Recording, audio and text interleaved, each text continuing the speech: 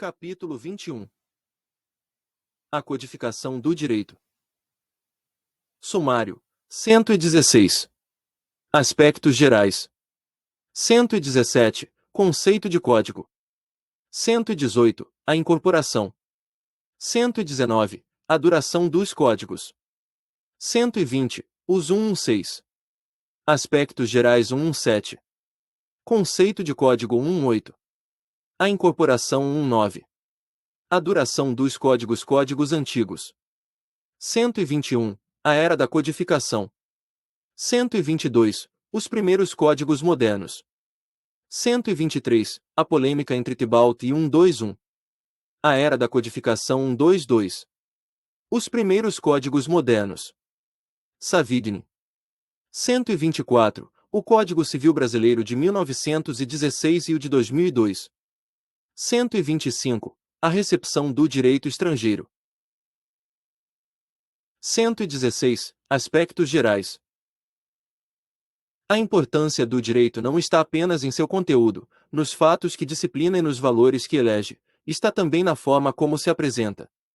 Se o ordenamento antigo, de natureza consuetudinária, possuía o mérito de identificar-se com a vida social, ex facto jus oritur, os anseios por um direito mais definido e uniforme levaram os povos à elaboração de textos amplos, centralizadores de sua experiência jurídica. Já na antiguidade, quando a sociedade era menos complexa e os problemas sociais de menor alcance, manifestava-se a necessidade de ordenações que reunissem os preceitos vigentes. Assim foi que surgiu o Código de Hammurabi, a legislação mosaica, a Lei das 12 Tábuas e várias outras.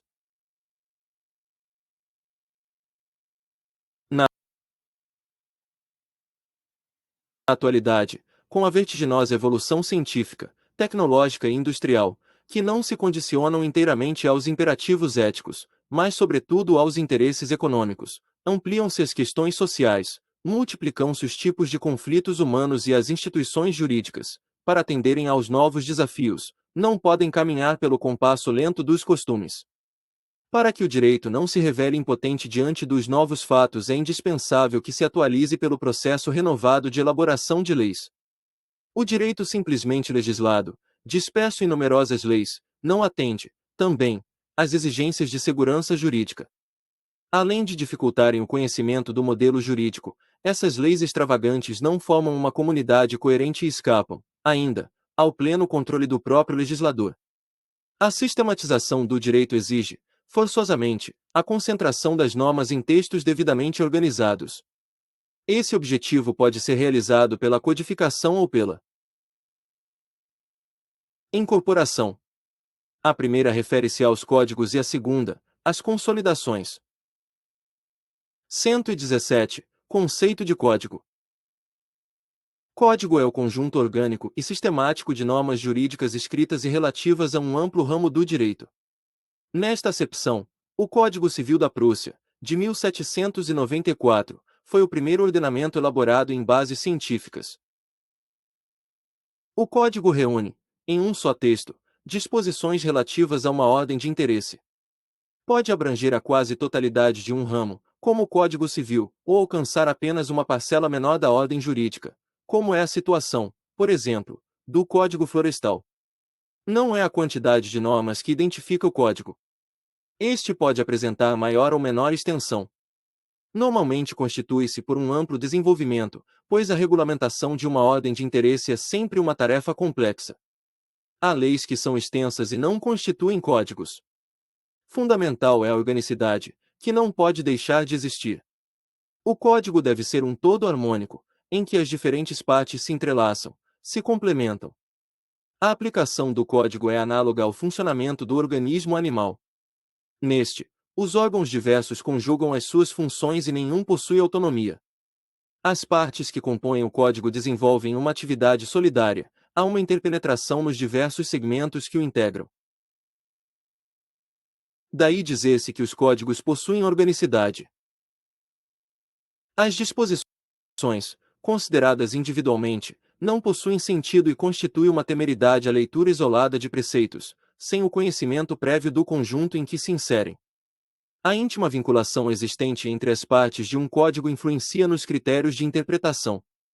Esta deve ser sistemática. Ao interpretar, o hermeneuta procede à exegese do direito, ainda que a sua atenção esteja voltada para um artigo, pois cada fragmento do código só possui vida e sentido quando relacionado com o texto geral. Igualmente procede o juiz. Quando fundamenta sua decisão em um dispositivo do código, aplica, na realidade, não apenas o dispositivo isolado, mas o ordenamento jurídico em vigor. A elaboração de um código não é tarefa de agrupamento de disposições já existentes em várias fontes. Não é um trabalho apenas de natureza prática. Implica sempre a atualização científica do direito. O legislador deve basear-se nos costumes, conservar as normas necessárias, mas atuar com liberdade para inovar, introduzir novos institutos ditados pelo avanço social. A elaboração do código é obra de modernização do direito, de adoção dos princípios novos formulados pela ciência do direito. Nessa tarefa, o legislador deve consultar, inclusive, as fontes externas, pesquisar no direito comparado, a fim de criar uma obra que seja, ao mesmo tempo, a expressão de uma realidade histórica e um organismo apto à realização da justiça. A renovação do direito não pode ser um trabalho apenas de gabinete, seus artífices devem consultar as forças vivas da nação, considerar os subsídios apresentados pelos setores especializados da sociedade e ouvir a opinião do homem simples do povo. A construção de um código pressupõe o conhecimento científico e filosófico do direito e requer um apuro de técnica e beleza. Se a ciência fornece os princípios modernos, as novas concepções, a filosofia estabelece as estimativas, o sentido do justo, o critério da segurança. Conforme Philomosi Guelph, la forma più alta e riflessa, alla quale può elevar-si la coscienza di un popolo, é o códice. 2. Elaboração do código exige uma técnica legislativa mais qualificada e o sentido de arte se revela na beleza do estilo, pela elegantia juris, no emprego da língua vernácula. Quanto à palavra código, esta provém do latim codex, havendo divergência entre os autores quanto ao seu significado primitivo. Para a maioria, os antigos empregavam códex para denominar as pequenas tábuas de cera onde as leis eram escritas. Para B. Alves da Silva, os romanos empregavam códex como referência à escrita em pergaminho, por oposição à liber, que era escrita em papiros. Sendo o pergaminho mais resistente, foi escolhido para a escrita das leis, pelo que passou o vocábulo códex a expressar, restritamente, o conjunto de normas jurídicas escritas. 3. 118. A incorporação. A incorporação é uma outra forma de organização do direito positivo, que se distingue da codificação pelo conteúdo e forma. É um trabalho de natureza prática, que objetiva apenas agrupar, em um só texto, as normas dispersas em diferentes fontes. O resultado da incorporação é a consolidação. Entre o código e a consolidação há um denominador comum e alguns pontos de distinção. Ambos constituem condensação do direito positivo sobre determinado ramo. Enquanto o código introduz inovações e é um campo sistematizado, a consolidação limita-se a reunir as normas já existentes e não apresenta, geralmente, rigor lógico. Quando a consolidação se revela sistematizada, é chamada código aberto, para indicar que não é um conjunto permanente de normas e pode ser alterado sempre.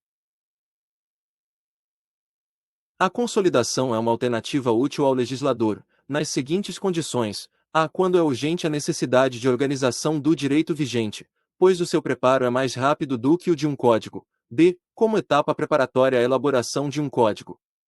No século XIX, este último procedimento foi adotado em nosso país, com a consolidação das leis civis, elaborada pelo famoso jurista Teixeira de Freitas. 119. A duração dos códigos. O código se destina não só a organizar o direito, mas a oferecer também estabilidade aos institutos jurídicos. Se é verdade que não se fazem códigos para durar uma eternidade, é chocante quando o legislador mal codifica, mal redige os códigos, os altera. 4. Compreende-se. O código é obra de realização complexa, difícil, que exige anos de trabalho e a participação de muitos. Elaborado, cria a necessidade de assimilação, de conhecimento, e para isto é importante a contribuição dos jurisconsultos e da interpretação judicial. Como assinala Miguel Reale, Códigos definitivos intocáveis não os há, nem haveria vantagem em tê-los, pois a sua imutabilidade significaria a perda do que há de mais profundo no ser do homem, que é o seu desejo perene de perfectibilidade. 5. Nem todos os ramos do direito oferecem condições para ser codificados, apenas os que já alcançaram maturidade científica, possuem uma estrutura sólida de princípios e o seu resíduo cambiante é pequeno. É por esta razão, por exemplo, que os ramos do direito administrativo e do trabalho ainda não foram codificados. Para a longevidade dos códigos, alguns juristas defendem a tese de que a codificação somente deve ser efetivada em época de estabilidade social e política e julgam imprópria a sua elaboração nos períodos de transformações políticas. Em se tratando de ramos de direito privado, essa objeção não é válida, porque a área atingida naquelas mudanças é do direito público, notadamente a do direito constitucional. Para Miguel Reale, toda época é época de codificação, quando se tem consciência de seus valores históricos. 6. Quando o código envelhece. Desenvolvendo esta questão, o jurista José Carlos Moreira Alves afirmou que o código envelhece apenas quando deixa de oferecer condições para a formação de novas construções jurídicas. 7. Nessa fase, em que se mostra impotente para esquematizar os problemas sociais, o código atinge o seu período crepuscular e deve ser substituído. 120. Os códigos antigos. 120.1 Considerações gerais. Na acepção antiga, código era um conjunto amplo de normas jurídicas escritas. Não era obra de concepção científica, nem artística.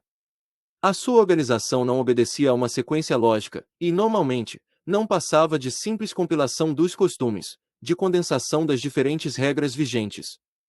Não se limitava também a disciplinar um ramo do direito. Compreende-se, pois na antiguidade a jurisprudência não apresentava divisões, era um todo pro indiviso, que abarcava regras civis, penais, comerciais, tributárias. Entre as codificações mais antigas que alcançaram projeção, citam-se as seguintes: Código de Hammurabi, Legislação Mosaica, Lei das 12 Tábuas, Código de Manu e o Alcorão. 120.2 Código de Hammurabi. Considerado, até alguns anos, a legislação mais antiga do mundo, o Código de Hammurabi, 2000 a.C., foi a ordenação que o rei da Mesopotâmia deu ao seu povo, na tentativa de criar um Estado de Direito. 8. E segundo as palavras de seu próprio idealizador, para que o forte não oprima o fraco, para fazer justiça ao órfão e à viúva, para proclamar o direito do país em Babel. 9. Além de defender, no plano externo, os interesses da Babilônia, Hammurabi foi um notável administrador. Dotado de grande sentido de justiça, decidia, em caráter final, os litígios entre os cidadãos, quando a parte interessada a ele recorria. Levado pela necessidade de reformar velhas instituições e de favorecer a unidade do Estado, providenciou a formação de um código, que não foi apenas uma compilação dos costumes. Na opinião de Truel Y. Serra, além de separar o ordenamento jurídico do setor da moral e da religião, o Código de Hammurabi possuía um sentido racionalista, pois estabelecia critérios uniformes para uma população heterogênea, há pouco tempo unificada. 10. Consagrando a pena de talião, olho por olho, dente por dente, o Código reunia 282 preceitos, em um conjunto assistemático e que abrangia uma diversidade de assuntos, crimes, matéria patrimonial, família, sucessões, obrigações, salários, normas especiais sobre os direitos e deveres de algumas classes profissionais, posse de escravos. Escrito em caracteres cuneiformes e gravado em uma estela de diorito negro de 2,25 metros de altura, uma parte desse código, hoje no Museu do Louvre, na França, foi descoberta em 1901, em Susa, por J. de Morgan e decifrada pelo padre Vincent Secheu. O seu conhecimento completou-se com o estudo de cópias assírias. Escrito em língua suméria, o Código de Lipi-Star-Dizem foi uma legislação anterior à de Hammurabi. O código mais antigo, até hoje encontrado, foi o de Unamu, 2050 a.C. aproximadamente, da terceira dinastia de Ur, achado em 1953, por Samuel Kramer, conhecido também por Tabuinha de Istambul, pelo fato de ter sido gravado em uma pequena tábua. Em vez da pena de talião, consagrou a pena de multa em dinheiro. 120.3 Legislação mosaica. Moisés, que viveu há 12 séculos AC, foi o grande condutor do povo hebreu, livrou-o da opressão egípcia, fundou a sua religião e estabeleceu o seu direito. A sua importância para os hebreus foi bem situada por Matthew Goldstein. Israel gravitou ao redor de Moisés tão seguramente, tão fatalmente, como a terra gira em torno do sol. 11. A legislação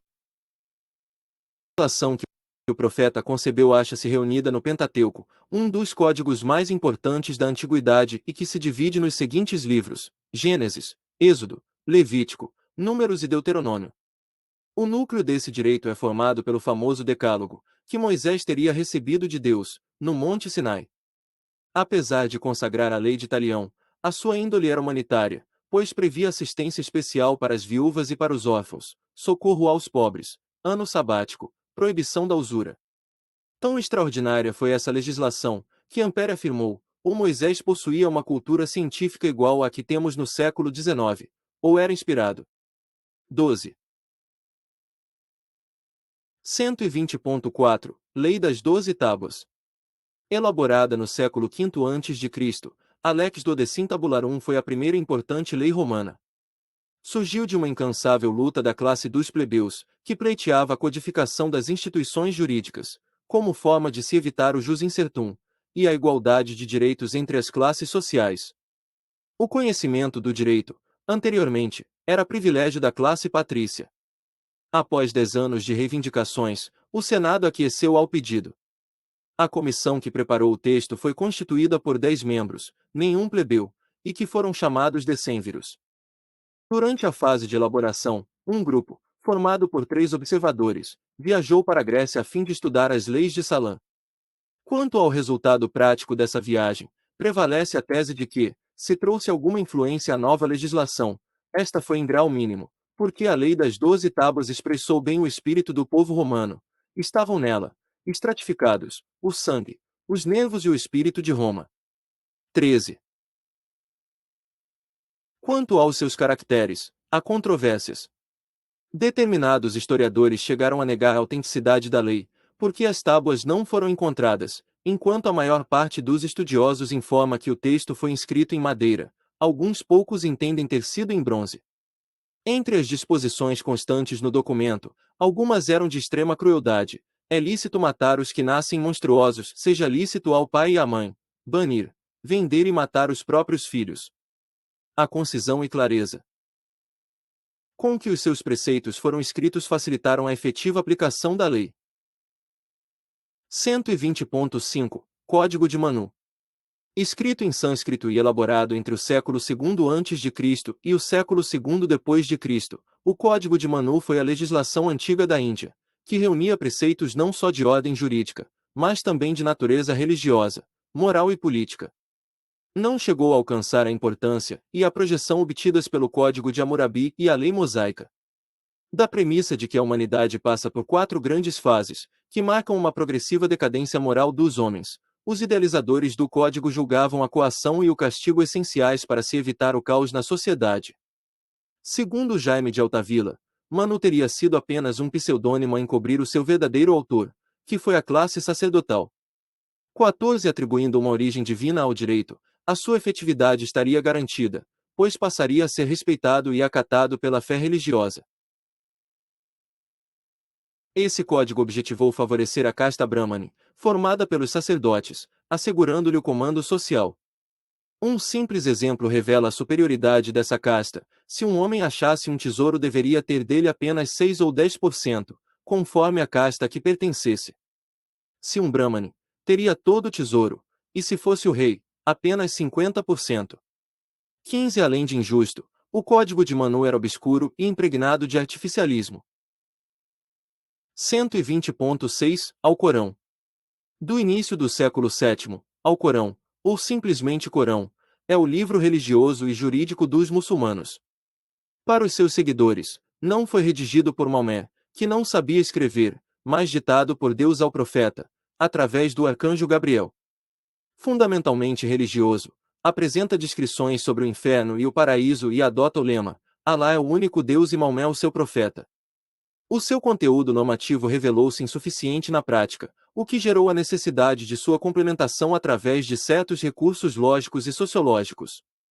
Entre estes constam os seguintes: costume do profeta, hadis, suna, que consistia nos comentários e feitos de Maomé, consentimento unânime e isha, que correspondia ao pensamento da comunidade muçulmana, a analogia, qiyas, e a equidade, rei. Com a evolução histórica, o código foi ficando cada vez mais distanciado da realidade e revelou a sua incapacidade para reger a vida social. A solução lógica seria a reformulação objetiva da legislação, mas tal tarefa encontrava um obstáculo intransponível, sendo uma obra de Alá, apenas este poderia reformulá-la. Diante do impasse, os jurisconsultos muçulmanos utilizaram uma série de artifícios para contornar as dificuldades, na tentativa de conciliarem o velho texto com a realidade, como expõe Jean Crue. Atribuía-se a este ou aquele versículo um valor puramente moral e religioso, a fim de lhe negar a sanção judicial. Punham-se em oposição dois versículos, com o fim de anular ou emendar um pelo outro numa palavra, para fazer entrar na lei a corrente do direito espontâneo. Combatia-se a lei com a própria lei. 16. Ainda em vigor em alguns estados, como Arábia Saudita e Irã, Alcorão estabelece severas penalidades em relação ao jogo, bebida e roubo, além de situar a mulher em condição inferior à do homem. 121. A Era da Codificação. Uma série de fatores contribuiu para o surgimento da Era da Codificação. Em primeiro lugar, a doutrina da divisão dos poderes, desenvolvida por Montesquieu e já concebida, na antiguidade, por Aristóteles, pela qual a competência de ordenar o direito competia ao poder legislativo. Em segundo lugar, o justnaturalismo racionalista, dominante nos séculos XVII e XVIII, que considerava o direito um produto da razão, baseado na natureza humana. Com o poder de sua inteligência, o homem poderia criar os padrões de regência da vida social, as normas jurídicas. A escola do direito natural defendeu a existência de um direito eterno, imutável e universal, não apenas nos princípios mas também no conteúdo e que poderia ser deduzido, mó geométrico, da razão. O racionalismo promoveu, no plano teórico, o rompimento com o passado. O direito não dependia das tradições, não devia ser condicionado pelo que pensaram as gerações anteriores. A razão tinha o poder de ordenar os passos do presente. Um outro fator importante foi a necessidade de se garantir a unidade política do Estado. O Código, ao promover a unificação do direito, aumentaria os vínculos sociais e morais dentro do território. Em 1794 a Prússia colocou em vigor o seu Código Civil, mas foi o Código Napoleão, de 1804, que despertou o interesse dos estados civilizados para a necessidade de codificarem o seu direito. É considerado o marco da era da codificação, por sua admirável técnica e conteúdo científico.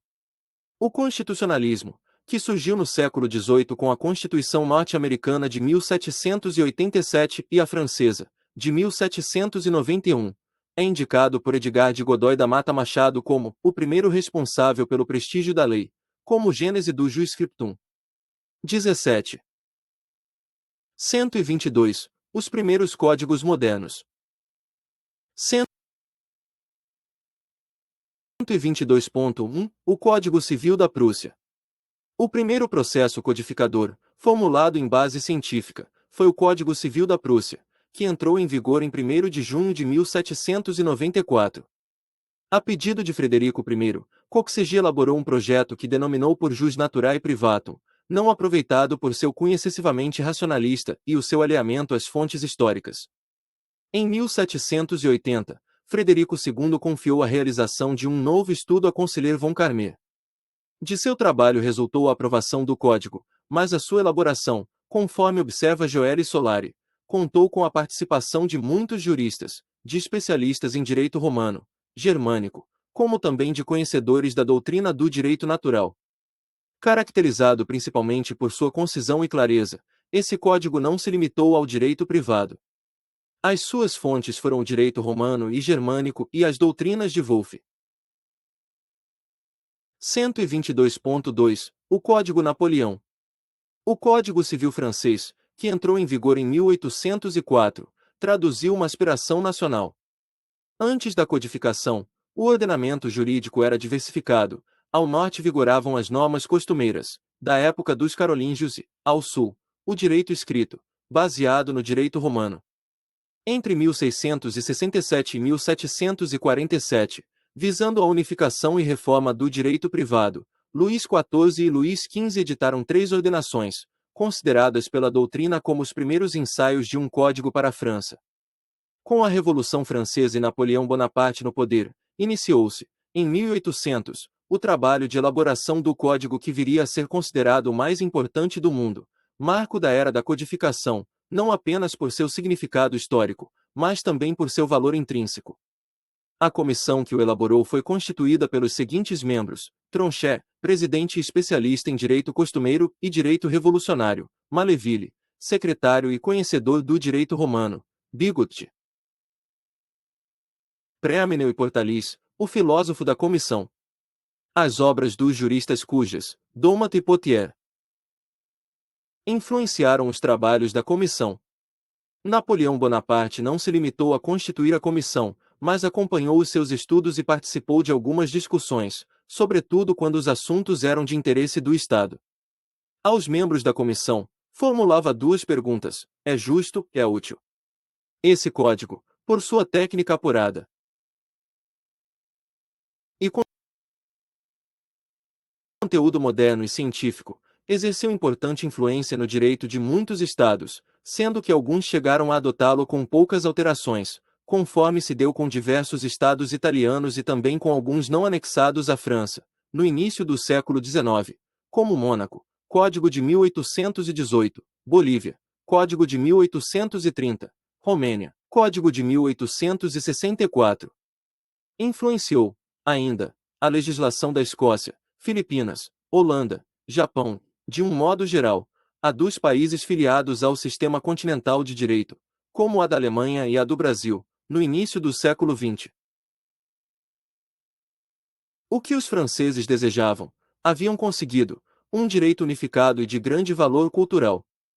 A consciência da importância desse código gerou a necessidade de protegê-lo contra critérios de interpretação que pudessem distorcer o seu espírito, quebrar a sua sistemática e aniquilá-lo.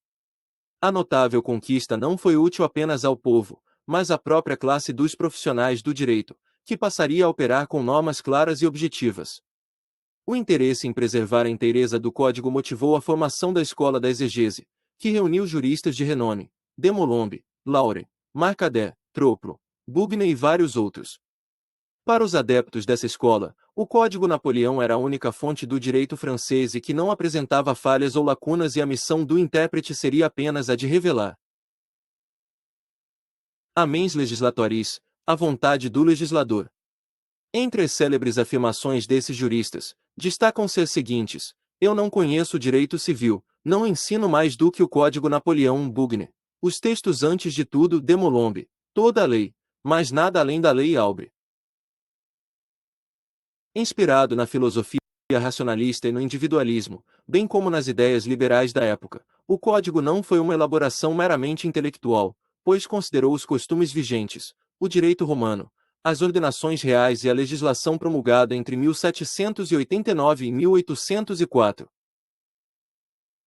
Entre os princípios fundamentais adotados constam o do caráter absoluto da propriedade, consoante o disposto no artigo 544, o contrato faz lei entre as partes, conforme o artigo 1134, o dever de reparação pelos danos causados, exvi do artigo 1382.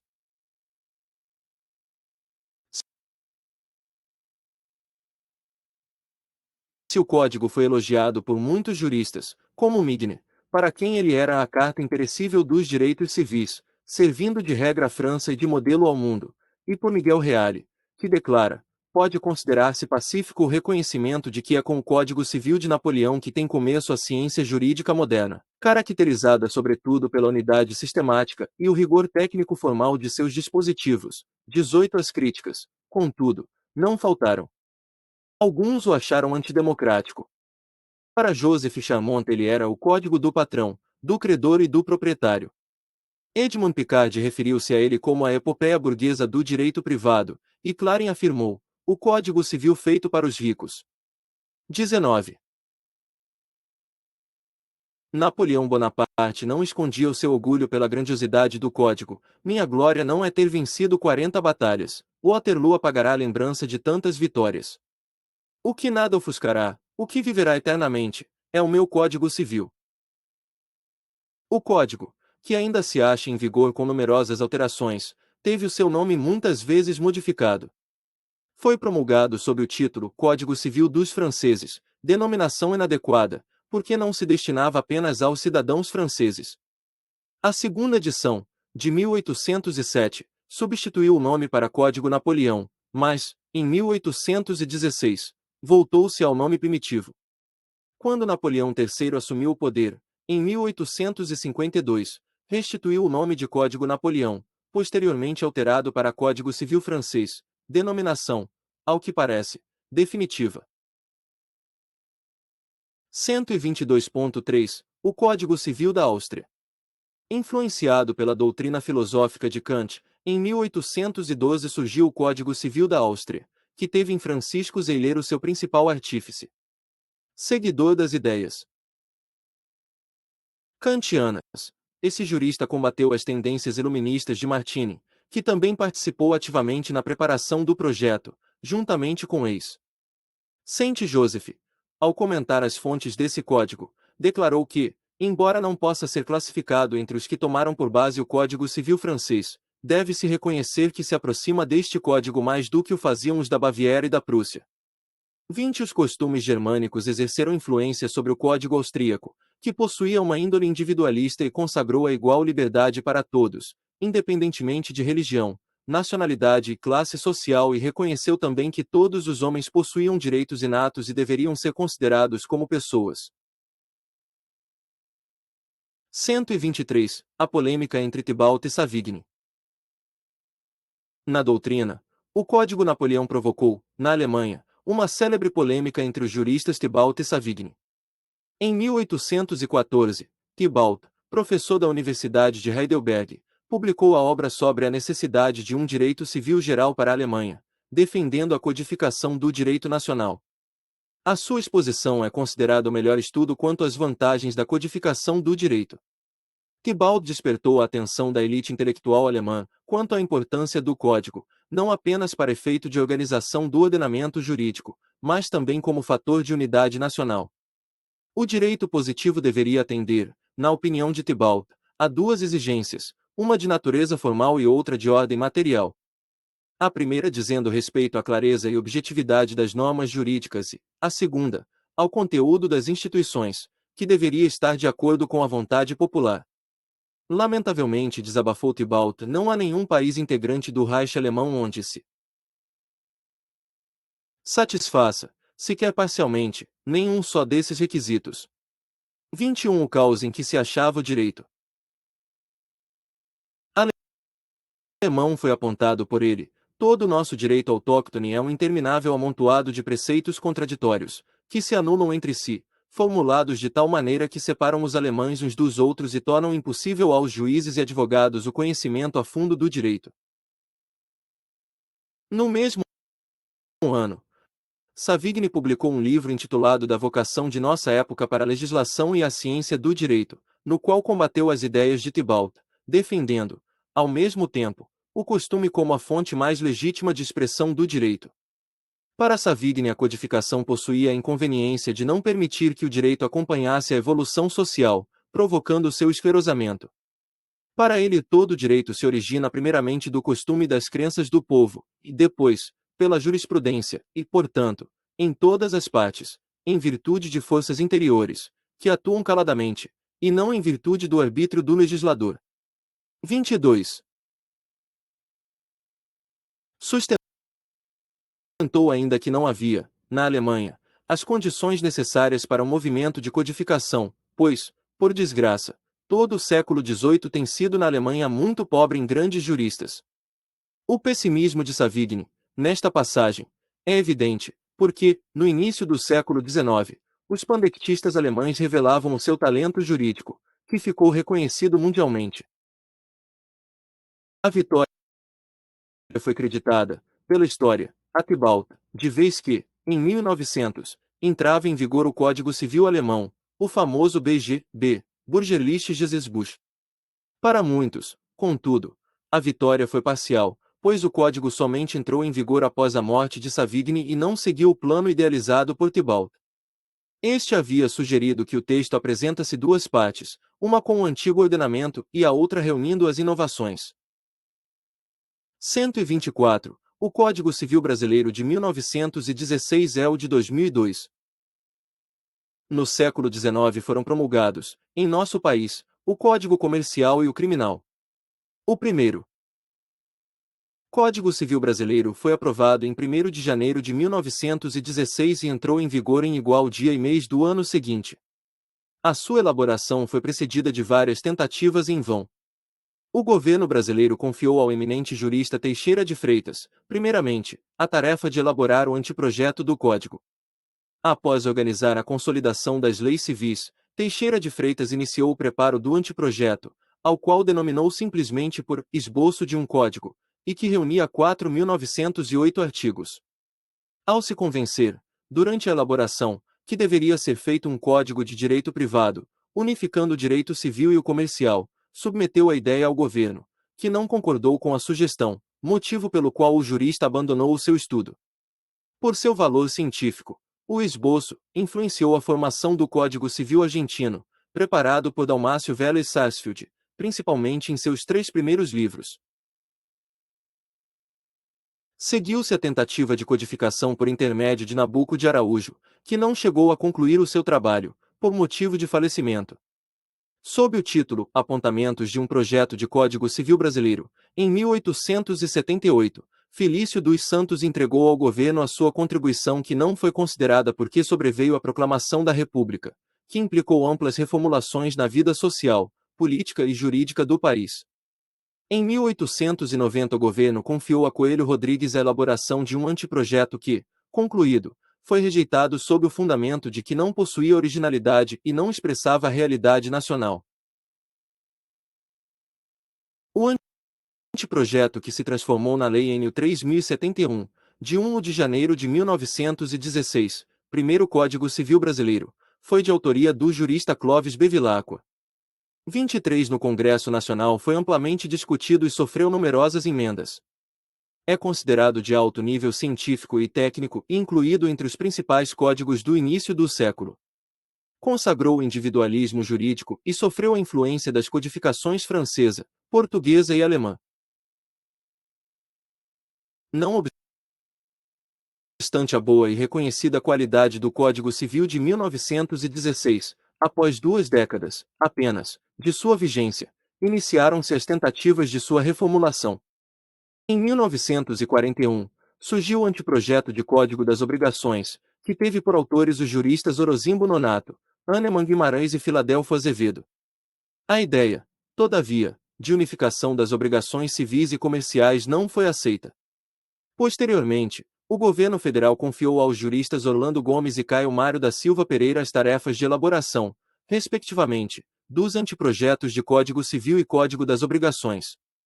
Encaminhados pelo Presidente da República ao Congresso Nacional, em 1965, os projetos foram retirados posteriormente diante das críticas surgidas no meio jurídico em geral, devido às profundas alterações que se pretendiam na legislação brasileira.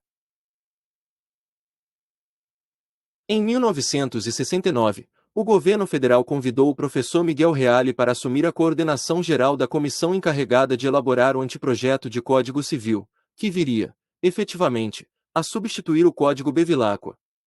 Além do eminente jurista filósofo, a comissão foi constituída pelos seguintes membros: José Carlos Moreira Alves, parte geral, Agostinho Neves de Arruda Alvim, direito das obrigações, Silvio Marcondes, atividade negocial, Herbert Chamon, direito das coisas, Clóvis do Couto e Silva, direito de família, e Torquato Castro, direito das sucessões. Após uma longa tramitação no Congresso Nacional, especialmente em razão da promulgação da Constituição Federal de 1988, o Código Civil foi promulgado em 10 de janeiro de 2002, e a sua vigência iniciada um ano após a sua publicação.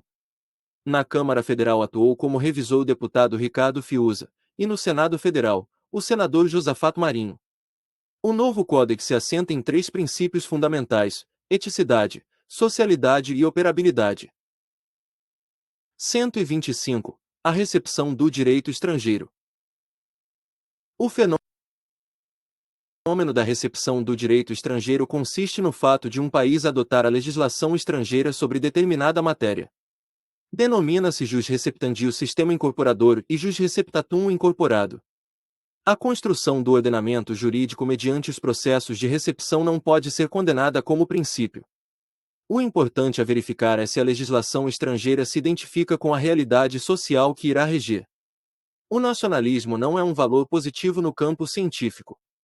Desde que ocorra a assimilação do direito forâneo, surge, naturalmente, a necessidade de se promover a sua adaptação, pelo menos em alguns pontos, para que melhor corresponda aos fatos sociais. O maior exemplo registrado pela história foi a recepção do direito romano, procedida pela Alemanha, na passagem da Idade Média para a Moderna. Os fatos que provocaram a recepção foram discriminados pelo jurista alemão Haeckel: a confusão do direito alemão, b. a incapacidade de seus órgãos em adaptá-lo às novas necessidades, c. a resignação dos alemães, diante de elementos interessados no aproveitamento do direito romano, notadamente dos sábios juristas e da própria corte, d. a superioridade técnica do direito romano. 24 Os fatores que colaboraram para a incorporação do direito romano foram os seguintes: a Alemanha, geograficamente, era a continuação do Império Romano. B. O direito romano era considerado a Reichshof scripta. C. Os tribunais eclesiásticos aplicavam as normas jurídicas romanas. Segundo Haeckel, a recepção se fez pelas vias consuetudinárias, com o apoio do governo alemão e com o incentivo dos jurisconsultos. A doutrina designa por segunda recepção o estudo sistemático e rigoroso que Savigny e outros membros da escola histórica do direito empreenderam sobre as instituições do direito romano.